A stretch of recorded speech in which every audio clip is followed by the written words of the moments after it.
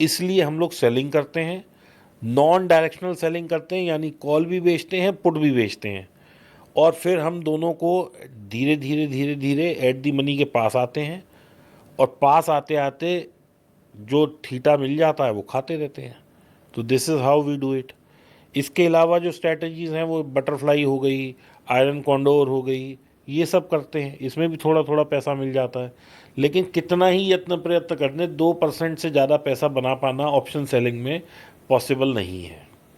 तो भाई जैसे कि आपने बात की 2% की, अभी आप 2% बोल रहे हो, जो लोग बिजनेस करते हैं या जिनके पास में बड़ा फंड है उनको 2% सुन के बहुत मज़ा आएगा, कहेंगे यार 2% में तो मज़ा आ रहा है सुन के। ठीक है, क्योंकि साल का 24% हो गया और सुनने में इंटरेस्टिंग लग रहा है।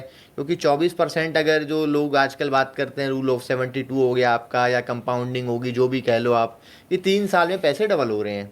ठीक है, वहीं अगर 7-8% जो बैंक में मिल रहा है, जो भी मिल रहा है, उसके हिसाब से देखेंगे तो उसी प्रोसेस में शायद 8, 9 या 10 साल लग देखो जाते हैं। नवजोत भाई, इसकी ना हम रिवर्स कैलकुलेशन करने की कोशिश करते हैं। हम्म। मैं कह रहा हूँ मुझे कुल 2% कमाना है महीने का, यानी कि हफ्ते 4 हैं, यानी कि मुझे कुल ½ % कमाना है हफ्ते का।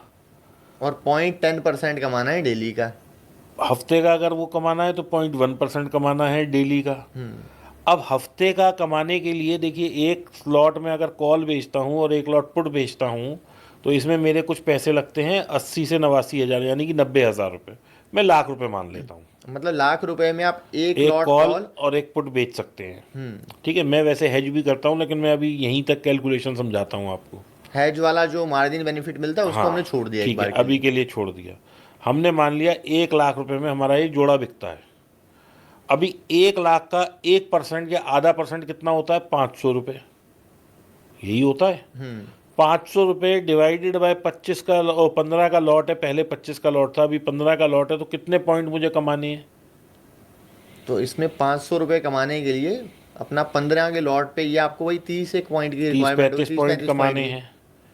अभी अगर मैं 20-20 रुपये वाली कॉल और पुट बेच लूँ और उन्हें ज़ीरो करा लूँ तो मेरा ½ % वाली चीज़ सेटिस्फाई होती है दलाली वलाली दे के। हम्म। अब मुझे क्योंकि हेज भी करना है, मैं बगैर हेज के नहीं चलता, तो मैं क्या करता हूँ जी, 25 से 30 रुपये वाली ऑप्शन बेचता हूँ और 5-5 रुपये वाली से हेज कर देता हूँ।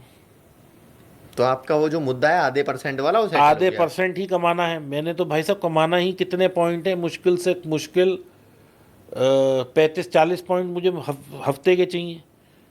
तो 40 पॉइंट निकालना कोई रॉकेट साइंस हो गई क्या? ना रिस्क लो, शांति से कमाओ।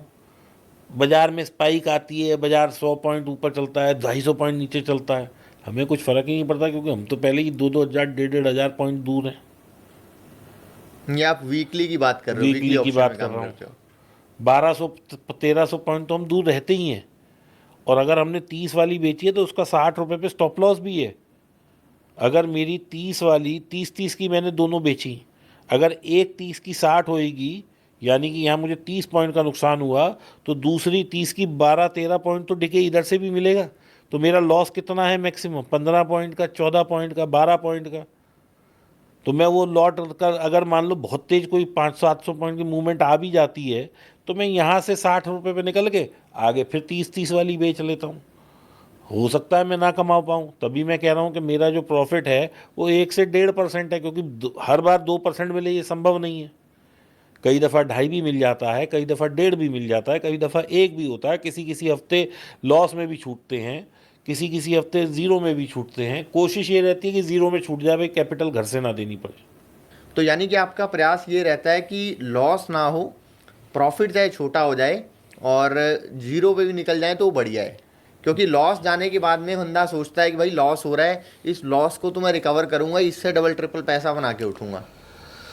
देखिए नवजोत भाई, मैंने अपने 8-9 साल की जर्नी में ये सीखा है कि मैं क्या कमाऊंगा मुझे नहीं पता, मैं कितना कमाऊंगा मुझे नहीं पता, मेरे को मार्केट कितनी चाल देगा आप बता सकते हैं मुझे? कल आपने अगर फ्यूचर सुबह सुबह आते ही फ्यूचर खरीदा, तो आप बता सकते हैं कि वो 48,000 से ऊपर जाएगा नीचे जाएगा? किसी को पता है क्या ये बात? नहीं नहीं भाई, ये तो किसी को नहीं पता।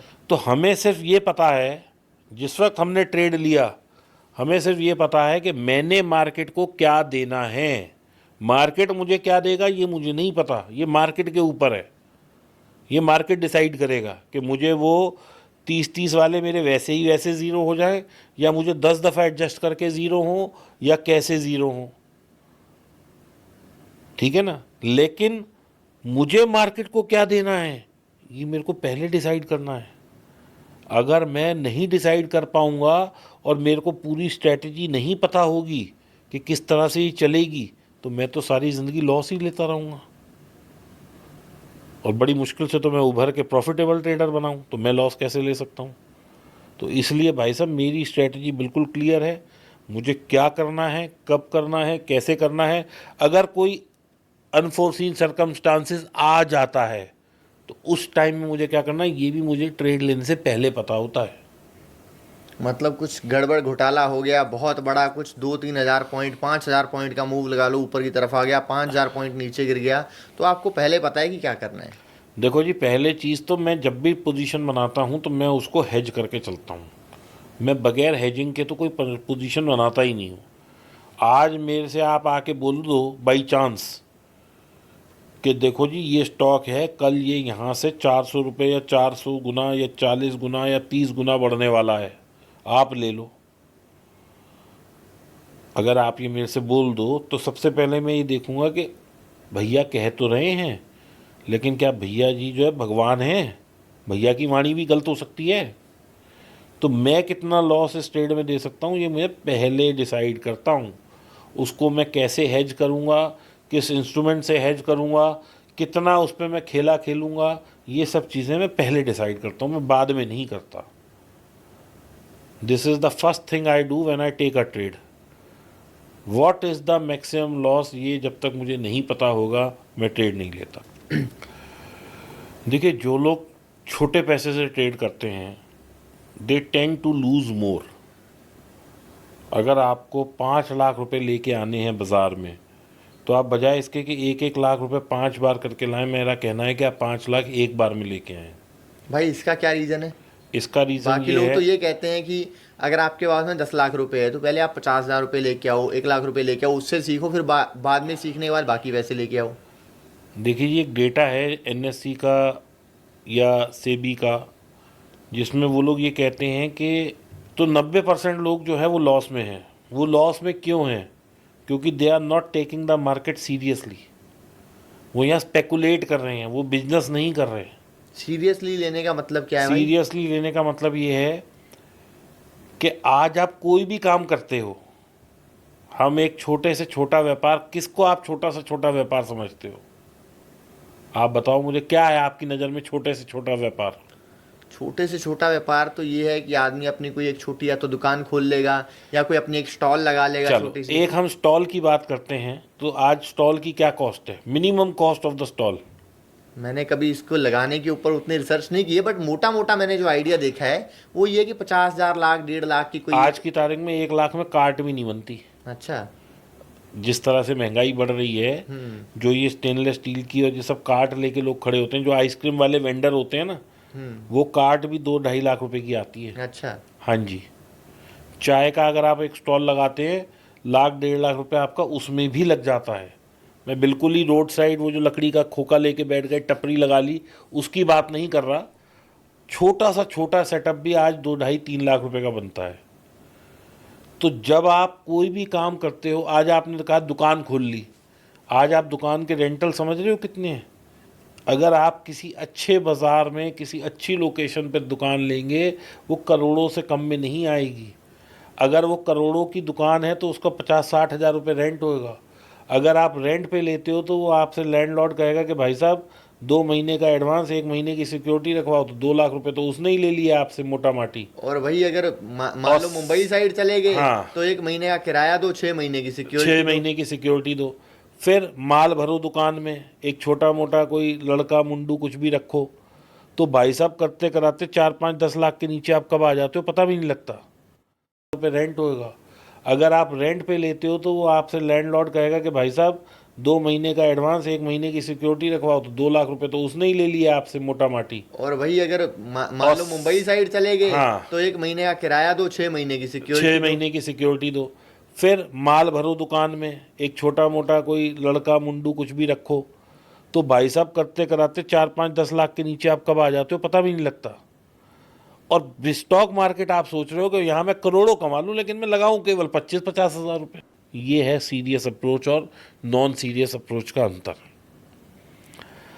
अब जो आदमी 50,000 रुपये लगा रहा है वो लॉस में क्यों है? क्योंकि उसके अंदर एक ग्रीड भरी हुई है कि मुझे इस 50,000 में 5,000 की कॉल खरीदनी है और मुझे आज ही 5,000 के 10,000 करने हैं।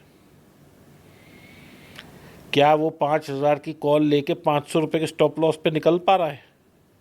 क्या वो है इतना डिसिप्लिन्ड? और अगर केवल 85,000 हैं तो क्यों नहीं वो निफ्टी के टॉप 50 जो स्टॉक्स हैं उनमें किसी में इन्वेस्ट करके 1 साल वेट करे। 10%, 15%, 20% का CAGR मिलेगा। FD और बाकी सब चीज़ों को तो बीट कर पाएगा वो क्यों नहीं कर रहा? Why he wants to become a trader? क्यों वो ऑप्शन बाइंग में जाना चाहता है जब उसके पास पैसे कम हैं? तो या फिर म्यूचुअल फंड्स या इंडेक्स फंड्स जो ऑप्शन है उनके थ्रू भी जा सकता है शायद। भाई साहब फिर वही वाली बात है कि ग्रीड और जो आपका एक लालच और ग्रीड या होप है सिर्फ यही मरवाती है। मेरे से आज की तारीख में कोई अगर ये पूछने आता है कि भैया हम कितने पैसे ट्रेड करें, आई एम सॉरी टू से मैं 25 लाख से कम वाले को कहता हूँ भाई ट्रेड ही मत करो। इस पैसे को सिस्टमेटिकली इन्वेस्ट करो, कहीं भी FD करा दो, म्यूचुअल फंड करा दो। आज की तारीख में आप कोई भी म्यूचुअल फंड देखो 1.5% की रिटर्न वो भी दे रहे हैं, 17-18%, 15% तो दे ही रहे हैं। सारे म्यूचुअल फंड 15% की रिटर्न दे रहे हैं। अगर 15 वो दे रहे हैं और 20 से 24% मैं कमा रहा हूँ तो मैं कितना उनसे ज़्यादा कमा रहा हूँ? यानी कि कुल 6% ज़्यादा कमा रहा हूँ। 6% का मतलब हो गया कि मैं सिर्फ आधा % एक्स्ट्रा कमा रहा हूँ। और उस आधे % के लिए मेरी कितनी जद्दोजहद है भाई साहब? पूरा टाइम देता हूँ मैं 8 घंटे का, इतना स्ट्रेस लेता हूँ मैं, इतने मेरे ऊपर टेंशन रहती है, तो मैं क्यों ट्रेड करूँ? तो अगर 25 लाख से कम है पूंजी तो भाई साहब उसको वाइजली इन्वेस्ट करो और अपने आप का जो टाइम है 8 घंटे का उसको जॉब करके चाहे 25-50 हज़ार लाख जो नौकरी मिले उस नौकरी को करो, या कोई बिजनेस का एवेन्यू देखो, या उस टाइम को कहीं और ऐसा यूटिलाइज करो कि आपका टाइम और पैसा दोनों ऑप्टिमाइज हो सकें। तो मतलब यहाँ पे हमारे जो व्यूअर्स हैं उसमें से कुछ लोग होंगे कहेंगे जी हमारे पास में फंड कम है, ठीक है, हम 50,000 लाख रुपए लेके आए हैं, हम ट्रेडिंग कर रहे हैं, ट्रेडिंग भी ऑप्शन में कर रहे हैं और हम भी कुछ बड़ा करना चाहते हैं। आप तो हमें डीमोटिवेट कर रहे हो जी। नहीं, आप तो कह रहे हो पैसे वालों का खेल है मैं सिर्फ। डीमोटिवेट नहीं कर रहा। अगर किसी का 50,000 लाख, 2 लाख, 5 लाख, 10 लाख है या 50,000 से भी कम है, he should do investing, he should not do trading. अच्छा, मतलब आपके कहने का मतलब ये है कि जो गरीब आदमी है उसको ऑप्शन ट्रेडिंग में नहीं आना चाहिए। भाई ऑप्शन ट्रेडिंग में आके अगर वो आ रहा है तो उसके पास एडिक्वेट नॉलेज होनी चाहिए। उसको अपने आप पैसा बाजार में लगाने से पहले एक्सपीरियंस होना चाहिए। उसको ये समझ होनी चाहिए कि चार्ट में मोमेंटम कैसे कैच करते हैं, चार्ट का मूवमेंट किस तरह से होता है, प्राइस किस तरह से मूव करता है। अगर उसके पास ये सारी नॉलेज है तो वो ज़रूर आए, मार्केट उसका स्वागत करेगा और उसको रिवॉर्ड भी करेगा। लेकिन अगर वो इन सब चीज़ों को इग्नोर करके ये सोच रहा है कि मैं पैसा कमा लूँगा, जैसा कि आपने कहा कि किसी के पास पैसे कम हैं तो वो कैसे आए, तो ये कोई प्लेग्राउंड नहीं है कि आप आए खेला चले गए। It's a serious business, you are playing with your money.